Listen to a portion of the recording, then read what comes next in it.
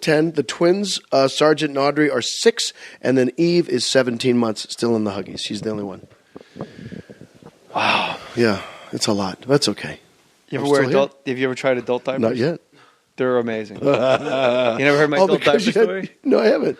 My wife and I, because I used to do a bit in my act Have you already told it on the show? Have I? Yeah. Corey's like, yes, He's like, move it along. I can't. Basically, they're next. When you buy diapers, they're right there next to the diaper, and you always look at them and you go, that's not a bad idea. That's a future. I would get so much more work done. I would get a window seat on the plane, and I would never get up. For guys, perfect. I would drive to Vegas and not pull over in Zizix. Who cares?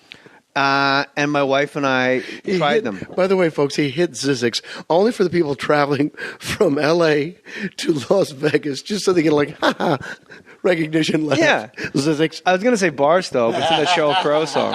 Zizix has more consonants and a Z. Come on.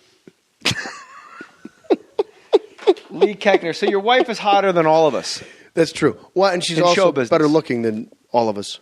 And are you going to do Backyard Talk Show? No, she doesn't have to because she got that other talk show she's doing. Well, fuck have to. Like, don't you want to?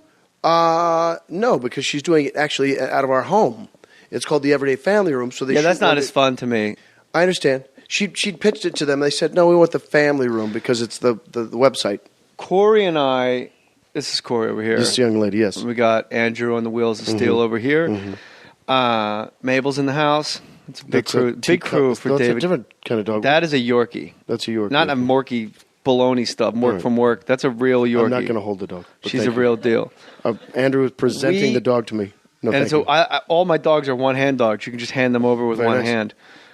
We pitched a show to Lifetime. Our buddy KP Anderson, who you know, I think, maybe through mutual friends. Anyway, he wrote a great show called Never the Bride. And we were ready to go. Maybe Jamie Presley, maybe Jenny McCarthy. We'll figure it out. We packaged it with the companies and stuff. And it's a wedding planner who, on her wedding day, the show starts. She's at the altar, and they're waiting for the groom to show up. He was going to skydive into the wedding. Chute doesn't open. He lands. He's dead. Credits. And then the show starts, and she's a wedding planner. She can't get any of her relationships right, so she dedicates her life to taking care of the crazy people. Perfect. So this was going to be for Lifetime or for... We pitch it to Lifetime, but they don't know. They're like our 14th choice. Okay, right. It's like ABC, CBS, NBC. Like, hey, you know what? Let's go to Showtime. Let's go to... All right, you know what? Fuck it. Let's go to Lifetime. Right. What do we have to lose? Right. And then we'll go to the TV Guide channel back in the day when there's only that top third. Scroll, yeah. And that was a ballsy move by the TV Guide channel because they showed you everything you could be watching instead underneath the actual program. Yeah. It's like two people talking, and they're like right at their feet. Their coverage of what's coming up on another channel. Yeah, all the channels. So we pitch to Lifetime, and we pitch, and like I can sell snow to an Eskimo. I'm pretty good pitching. I'm pretty good in the room. I'm sure. And they told us, well, let's think about it. And you go, all right. And you just had that feeling when you leave, like you have no idea. Right. And they called. It was pretty quick, right? It was a couple hours. Like, we were still in our cars. Right now, Corey has her head buried in her hand. Because what I'm about to say why. to you is one of the all-time greatest network things that have ever been said. All right. We really love the pitch. We really like you guys. But the show seems a little too Lifetime for us. Oh? It's a little too Lifetime for us. It's fucking Lifetime. It's too much like a network. Do you pitch shows? Do you go in there? And I've never heard anything remotely like that. That makes no sense. This is, you know what? That's too much like our audience would like. Look, we have Antonio Sabato Jr. as a male madam. And that's shooting up in Canada right now. But what you're doing makes too much sense. Too much sense. We fear that our viewers might fall in love with this idea, and then we'd have to produce it. So Tori Spelling. We'd rather struggle. We're redoing Tori Spelling, Mother May I Sleep with Danger. And Marky Post is going to play an alcoholic who lights her bed on fire and kills all of her kids and then gets her act together and dances to save the rec center. But this idea you have with characters... Now, I don't know if that's a joke pitch, but I want that show. Marky Post? Well, it says Marky Post in it. It's good as gold. Who dances to get her after her kids die? Well, I just thought of Breaking'. I merged the two. What shows have you? Isn't it weird? Like anytime you pitch a show, you go in because you know you are hitting a grand slam walk off upper deck shot, and then they just go, "No, we moved the fences back. That's an out." And you're like, "What? I'm only here because it's good." Actually, moved the fences in.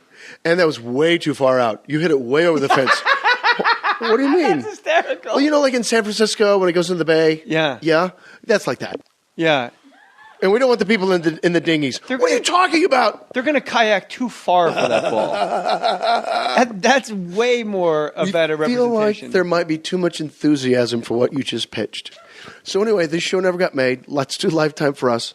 Oh, and speaking of which, by the way, I don't know when you did the Two Dogs for Christmas show we watched last year. Oh, my wife and I were the voices of the dogs? Yes. So much fun. Yes. I loved it so every second because we watched all those. I forget what it's called. I don't remember either, but Two Dogs. The dog owners. The dog owners meet because of the dogs. Christmas Tale. Jenny Garth falls in love with a stranger, and their dogs are polar opposites. One's a poodle. One's a standard poodle who's very snooty and Rudy Toot, and one's a lab who just wants, I hung on every word the dog said because all I could think about is like, what was Jay doing in the booth? What's he thinking? What's his preparation like? You want me to tell you what I was thinking? It was all in one day.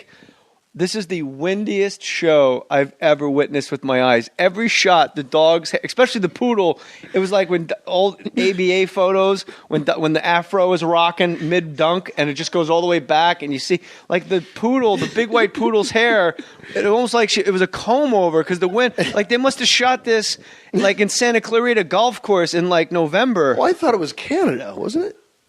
No, I don't. Like I think it was up the wine country. Yeah, it looked very Canadian. Was it? Because everything about it was just Canadian. Like, the acting was Canadian. That's very Lifetime stuff. Is all super Canadian. Canadian. I was like, this is a Canadian. I like when you can tell it's you can tell it's a Canadian show by the first detective on the scene. It's always like some odd hat, like a guy with a hat. Like, well, why don't we comb the hat? And they just can't hide a boat. They try. That's the whole Canadian actor thing is.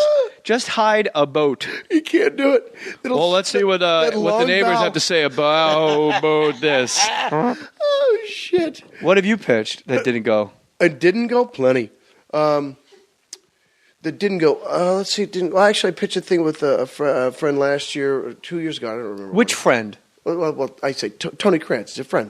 Okay. It's a friend of ours. It's okay. An executive friend / whatever you want to call it. Yeah. It was about a life coach that we thought was very funny.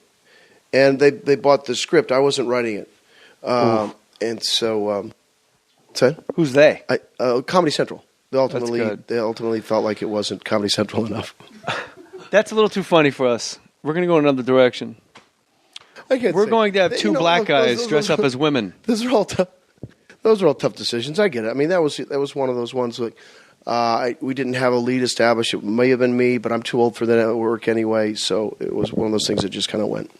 And then our writer kind of got involved in another show at the same time, so it was kind of a split focus. And development takes forever. Did you always do stand-up, or did you come to stand-up? No, I just started late? 2 years ago. But are you? Do you think you're? I've never seen it, so I have no opinion. I know of I'm getting better. Look, I know I can entertain. I know I'm rooting for you. Thank you. That's very nice. It's hard for stand-ups to root for other stand-ups. Nah, not for you because you're accomplished. And we have. Do you remember this first time we met? No. Maybe if you say, maybe I'll remember in a second. It was at the Sunset and Laurel or Crescent Heights. You were going to work out at whatever used to be up there. Crunch. Yeah. And I was up there Me and Dave Navarro had the same trainer. Is that right? I'm working out with the guitarist from Jane's Addiction thinking I'm hot shit. You were. You are. Really? So I was on my way to a movie there at the Sunset Lemon when it was there, and you were wearing a New York Knicks jersey, is it correct? Bet your balls I was wearing a Knicks jersey. And you were heading into Crunch, and we'd never met before, and I was on Saturday Night Live the previous year, and you'd been on the year before me. Oh, that's right. And you were like, oh, hey. As that recognition thing, like, hey, I know you because you know me. And we were both in Nam. We both, went through that thing together. Mekong Delta, kidding. 67, 67, 68. We both got one tour when we wanted 5. How come you were only on for 1 year? I said no to a few things, and what was the first year that Don Ohlmeyer had some power? Because first year of Mad TV, so Lauren was going to keep me.